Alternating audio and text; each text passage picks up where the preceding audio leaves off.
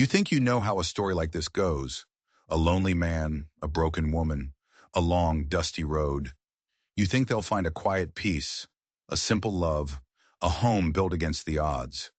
You'd be wrong, because this story isn't about a broken fence post or the smell of dry grass. It's about a secret buried so deep it could swallow a county whole.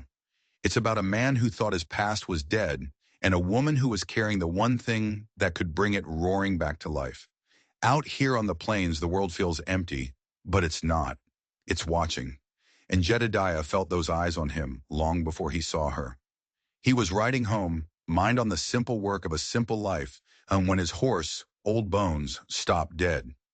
Not spooked, not tired, just stopped, as if it hit a wall that wasn't there.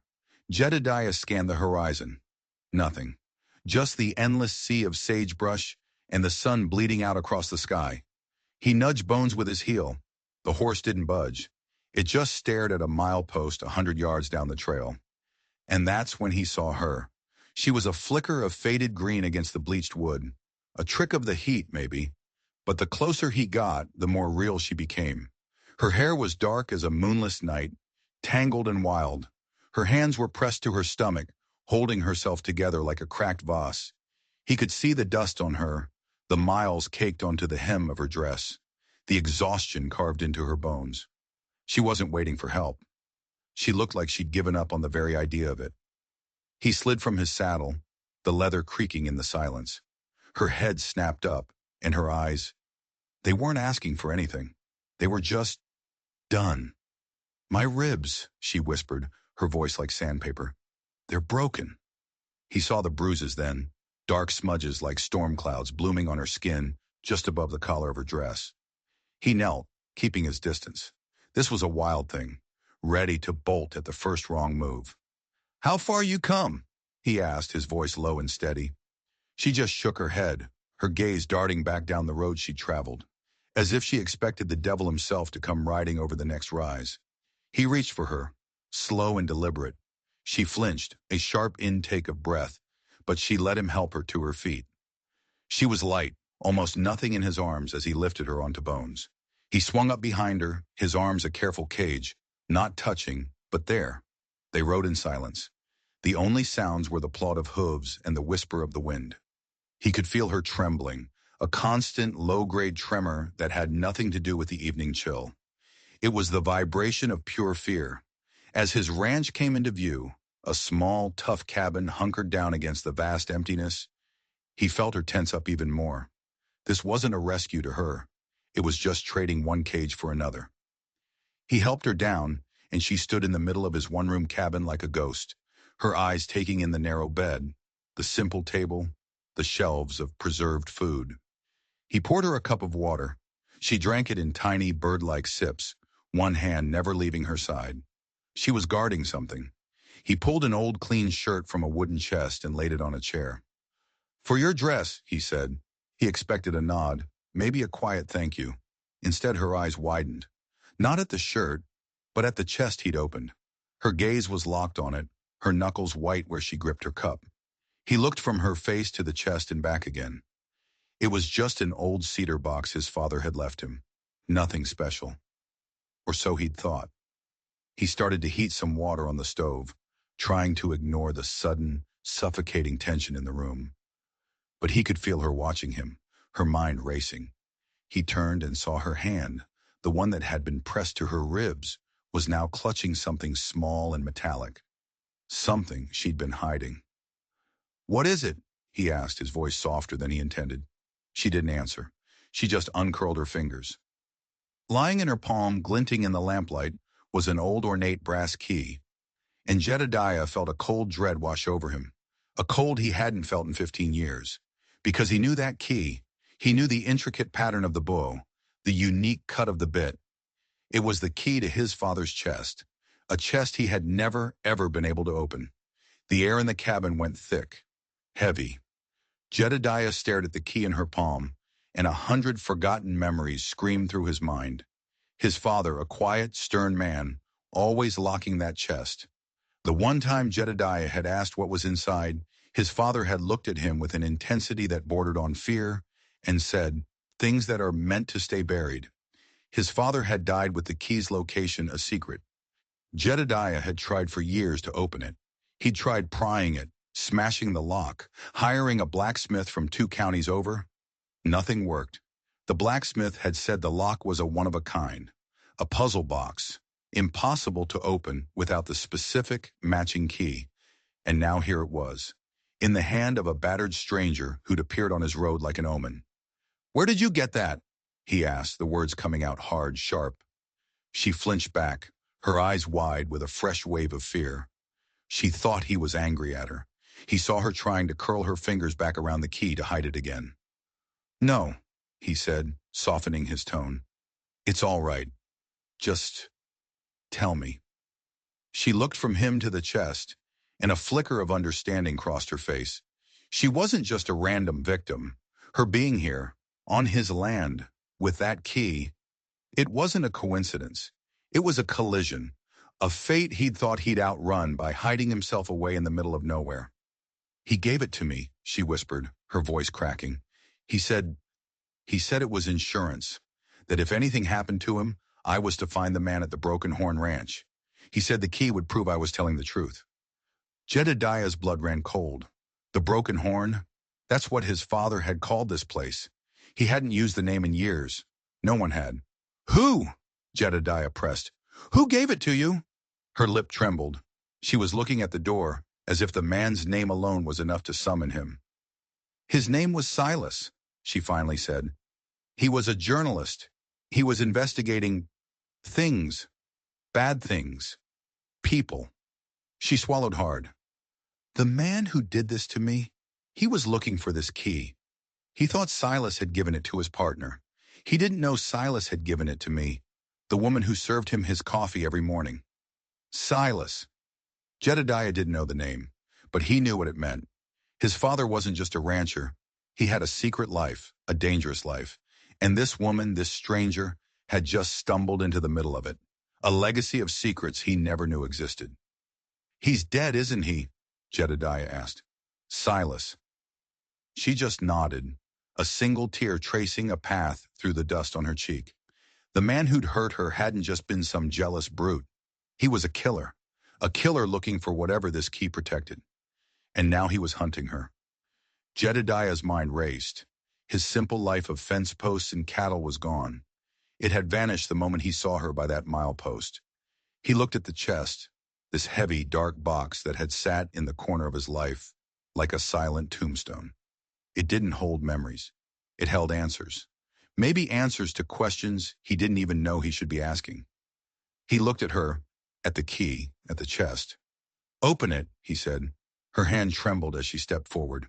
The cabin was silent except for the crackle of the fire and the frantic beating of his own heart.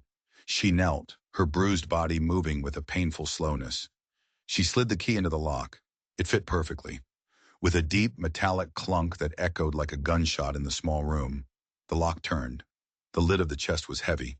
He stepped forward and lifted it for her. The scent of old paper and dried ink filled the air. It wasn't filled with gold or guns.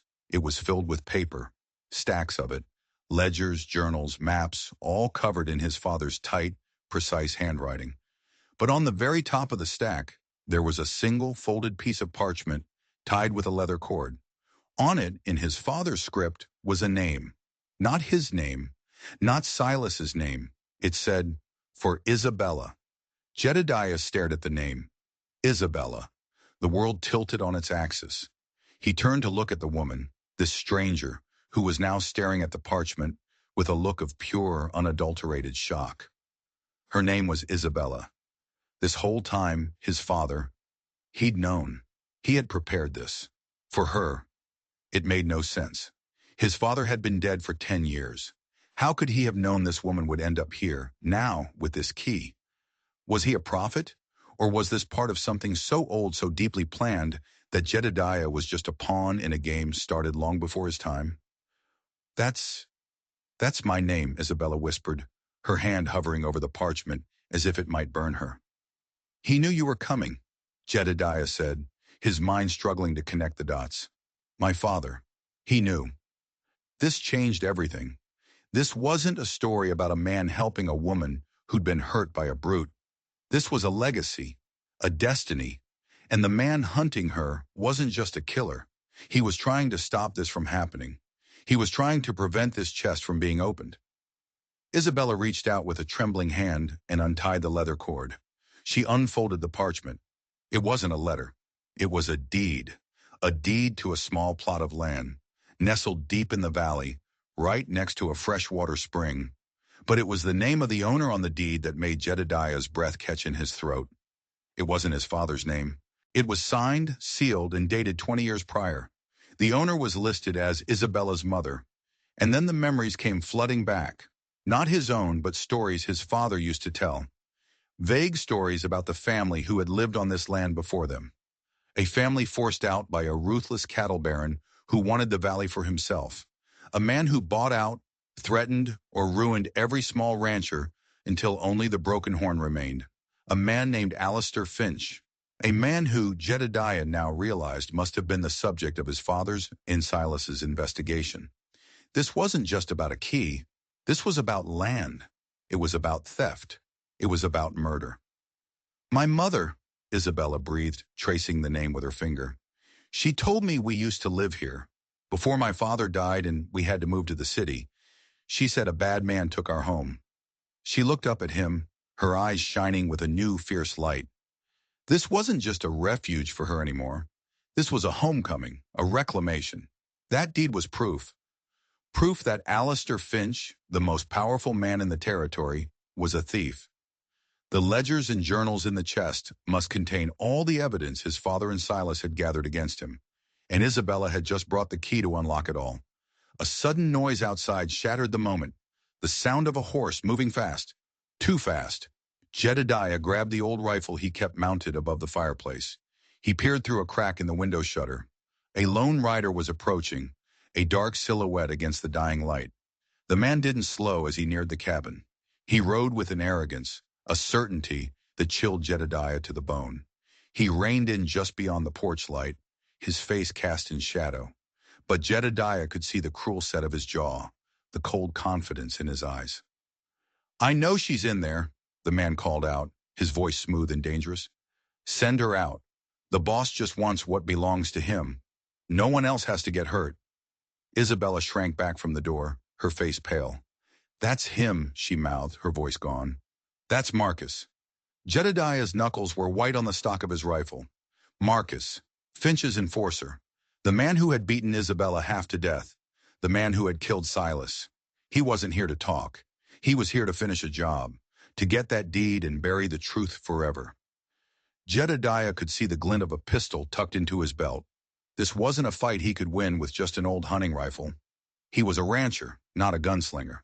But as he looked at Isabella, huddled by the fireplace, clutching the deed to her stolen home, he knew he didn't have a choice.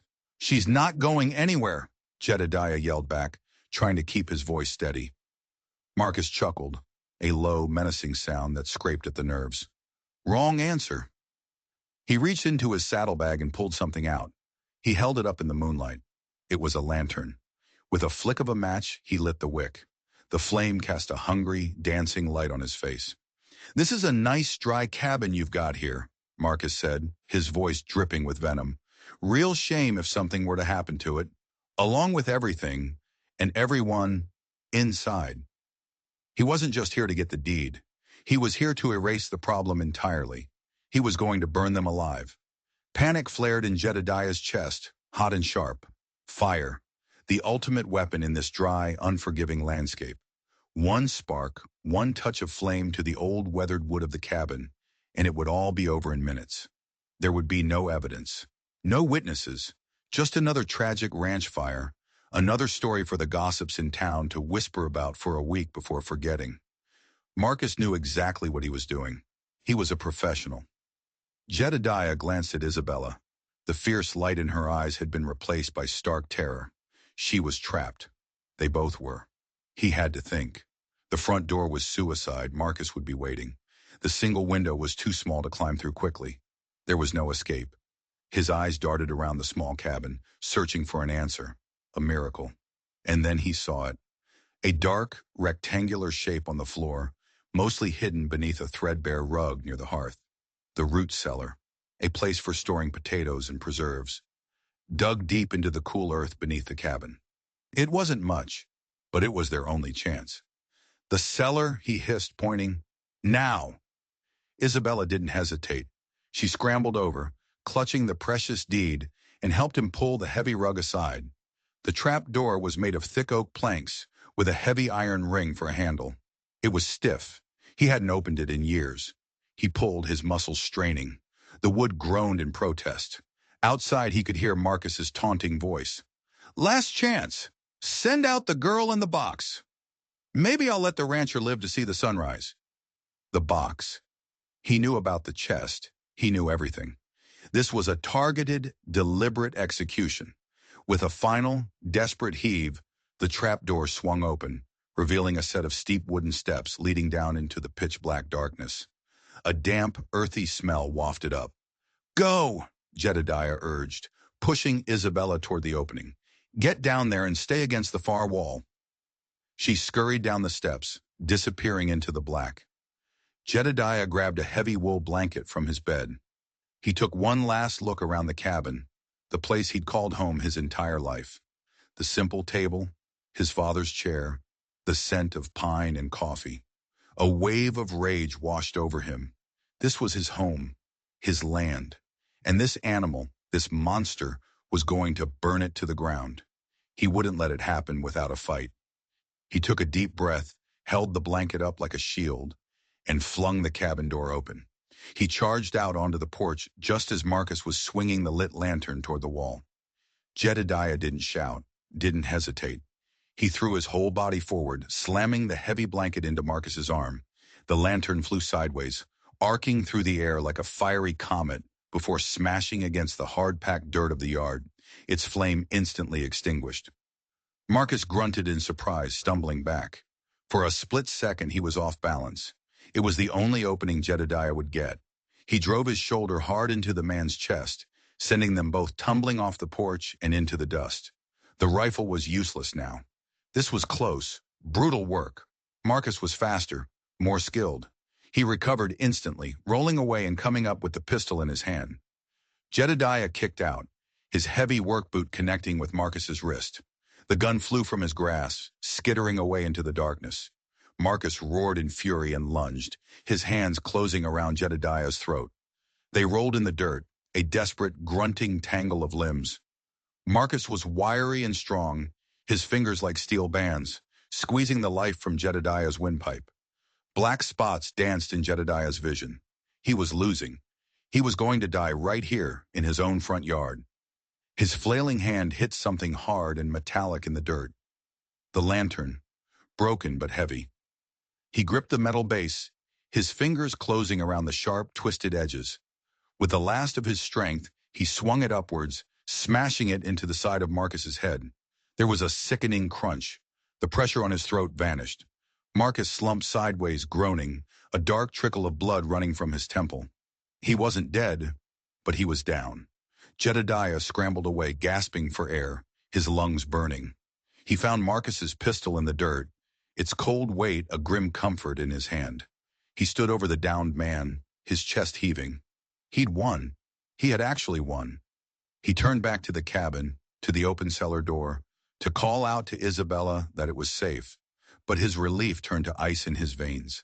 Standing in the doorway of the cabin, silhouetted against the lamplight from within, was another man. He was tall and broad-shouldered, dressed in the expensive clothes of a city gentleman, and in his hand he held a sleek, modern-looking repeating rifle, aimed directly at Jedediah's heart. "Impressive," the man said, his voice calm and cultured, a stark contrast to the violence of the last few minutes. "But my man Marcus always was more of a brawler than a thinker." The man stepped out onto the porch, his expensive boots making no sound on the wood. His face was handsome, but his eyes were as cold and dead as a winter sky. "Alistair Finch," Jedediah breathed, the name tasting like poison. Finch smiled, a predator's smile. "So you do know who I am. Good. That simplifies things." He gestured with the rifle. "Now be a good boy. Drop the pistol and call your little guest up from her hidey hole. We have some business to conclude." The fight wasn't over. It had just begun. and the real monster had finally shown his face. Jedediah's mind was a whirlwind. This was Alistair Finch, the ghost who had haunted his family for generations, the man who had built an empire on stolen land and broken lives. He wasn't just a cattle baron, he was a king, and this valley was his kingdom. And right now, the barrel of his rifle was pointed squarely at Jedediah's chest. The pistol in Jedediah's hand felt small, insignificant. He was outmatched, outgunned, and Finch knew it. "Don't be foolish, son," Finch said, his voice deceptively gentle. "I'm a businessman. I just want to reclaim my property. The girl has a deed that doesn't belong to her, and I believe you have a chest full of lies, slanderous papers written by a bitter old man who couldn't accept progress." He was talking about his father. The casual, dismissive cruelty of it stoked the embers of Jedediah's rage. "He wasn't a liar," Jedediah said through gritted teeth. "He was trying to expose you." Finch sighed, a theatrical bored sound. Yes, yes, he was. A real crusader. And look where it got him. A lonely death on a failing ranch. You see, there are two types of people in this world. Those who take what they want and those who are taken from. Your father was the latter. I am the former. The question is, which one are you? Jedediah knew this was a test, a negotiation at the end of a gun. Finch didn't want to shoot him, not yet. A gunshot would bring unwanted attention. He wanted this to be clean. He wanted Jedediah to surrender, to hand over Isabella and the evidence, to crawl away and let him win, just like everyone else always had. But Jedediah looked past Finch, at the open cabin door, at the home his father had fought to keep. He thought of Isabella, huddled in the darkness below, clutching the last shred of her family's legacy. He couldn't give up. "She's not coming out," Jedediah said, his voice flat. Finch's smile faded. "I see. You intend to be difficult." He raised the rifle slightly. A noble sentiment, but a fatal one. Suddenly, a voice cut through the tense silence. Not Isabella's, not his. A woman's voice, sharp and commanding, from the road. "Alistair, put the rifle down." Both Jedediah and Finch turned in surprise. A wagon had pulled up to the gate, silent as a ghost. At the reins was Mrs. Carver, the owner of the general store in town. Her face, usually plump and cheerful, was set like stone. And sitting next to her, holding a double-barreled shotgun with practiced ease, was the lanky, shy blacksmith's apprentice, a boy named Caleb. Finch stared at them, his composure finally cracking. "What is the meaning of this, Martha? You're supposed to be minding your store." "I'm minding my town, Alistair," Mrs. Carver shot back, her voice ringing with an authority Jedediah had never heard before. "And you've been a sickness in it for too long. We heard the rider coming this way. We knew what you were planning." Finch let out a short, ugly laugh. "You? An old shopkeeper and a boy who's afraid of his own shadow? You're going to stop me?" "They're not alone." The voice came from inside the cabin. Jedediah's head whipped around. Isabella was standing in the doorway. She wasn't cowering. She wasn't crying. Her face was pale, but her eyes were blazing with a fire that could have burned cities down. And she wasn't empty-handed. In her hands she held Jedediah's heavy wood-cutting axe, its sharpened blade gleaming in the lamplight. She held it not like a tool, but like a weapon, like a queen holding her scepter. She had come out of the darkness, not as a victim, but as a warrior. She had made her choice. "You will not take my home," she said, her voice low and steady, each word a stone dropped into a deep well. "Not again." For the first time, Jedediah saw a flicker of doubt, of uncertainty, in Alistair Finch's cold eyes. He had expected a terrified girl and a broken rancher. He had not expected a resistance. He was surrounded, his perfect, clean plan dissolving into a messy, unpredictable confrontation. He glanced from the shotgun at the gate, to the axe on the porch, to the pistol Jedediah still held. His grip on his rifle tightened. He was a cornered rat, and a cornered rat is the most dangerous animal of all.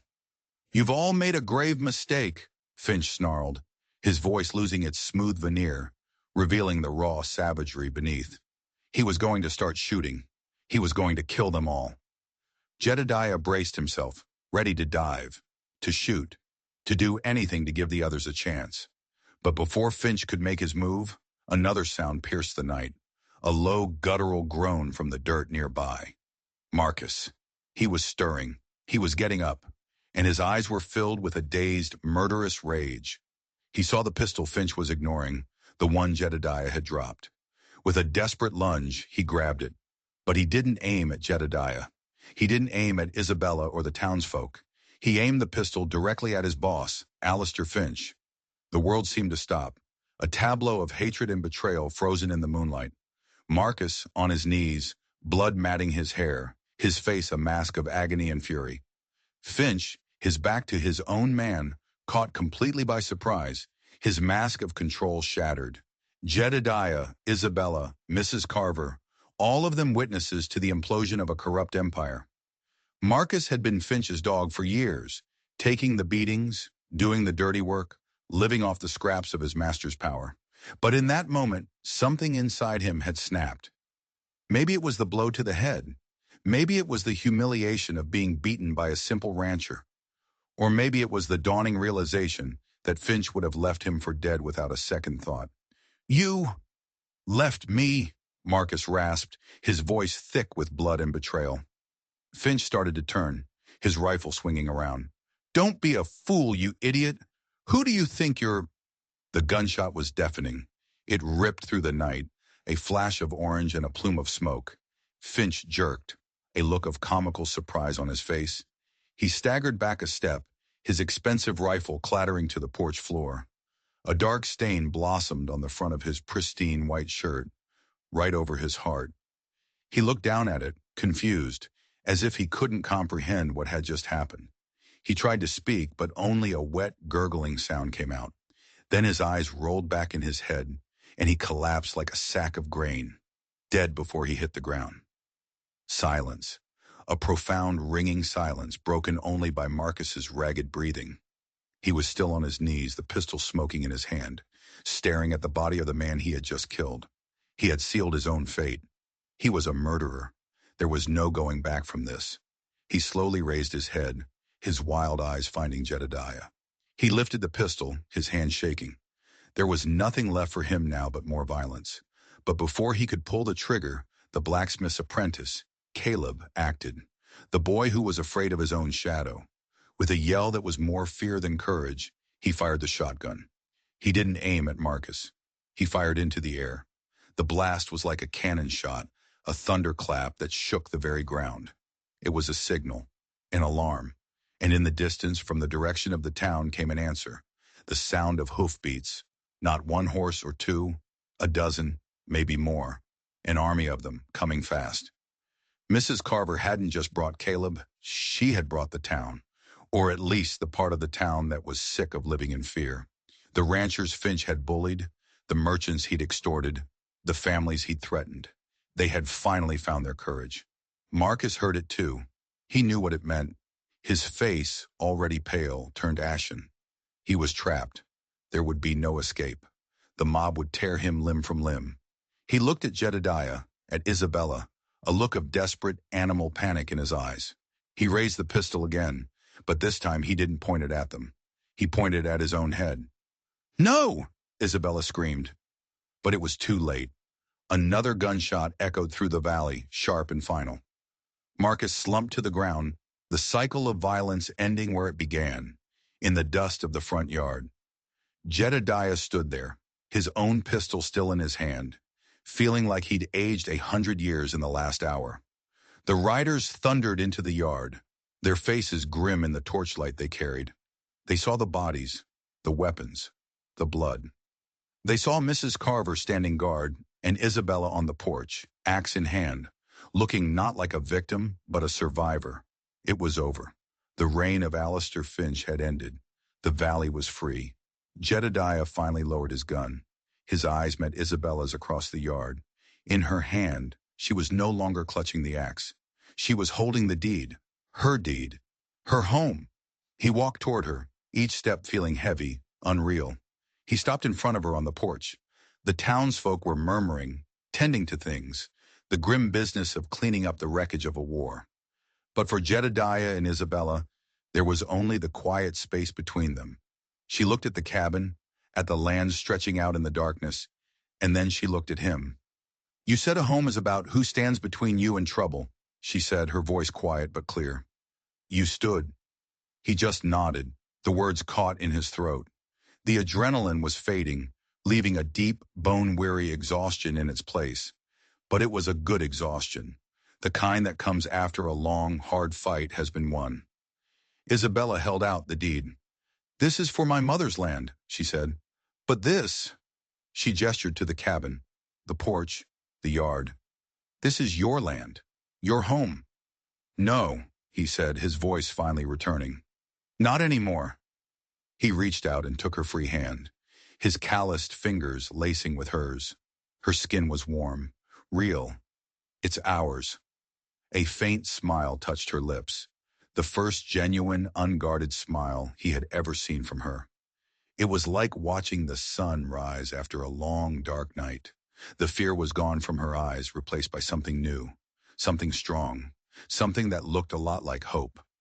They stood there for a long moment, hand in hand, as the town they had saved began to come to life around them. The past was dead and buried in the yard. The future was unwritten, and for the first time, it felt like a story they would get to write together.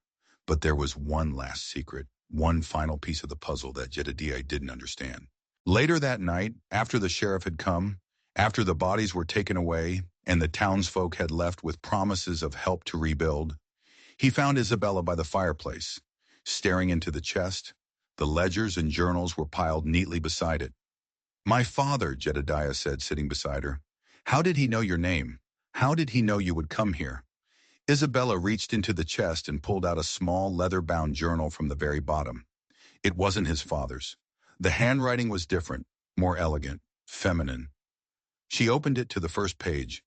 There was a faded photograph tucked inside, a picture of a young man and a young woman standing in front of this very cabin, smiling.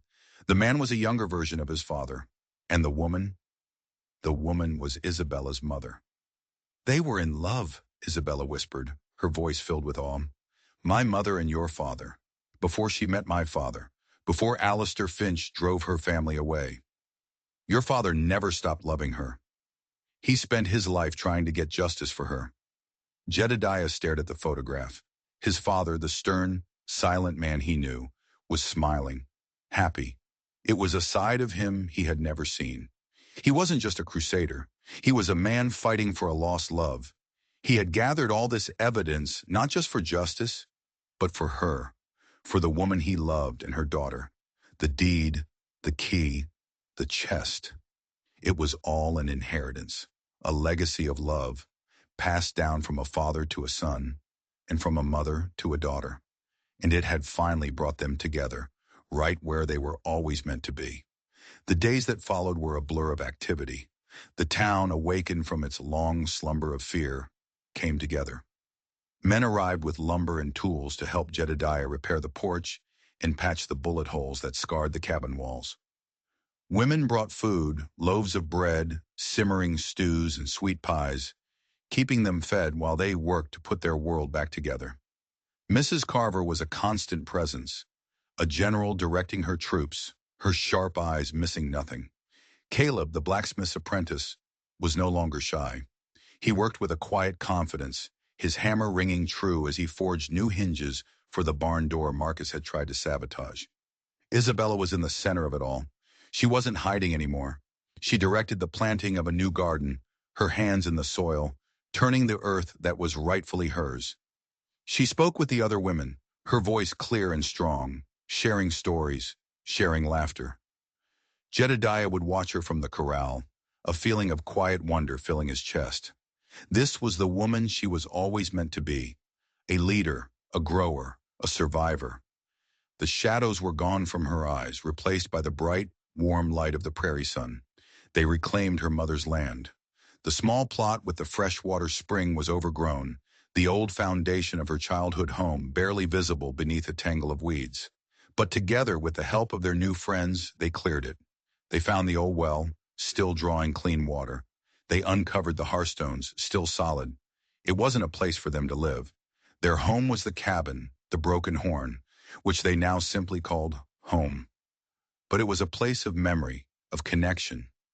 Isabella planted wildflowers all around the old foundation, their colors a vibrant testament to new life growing from old roots.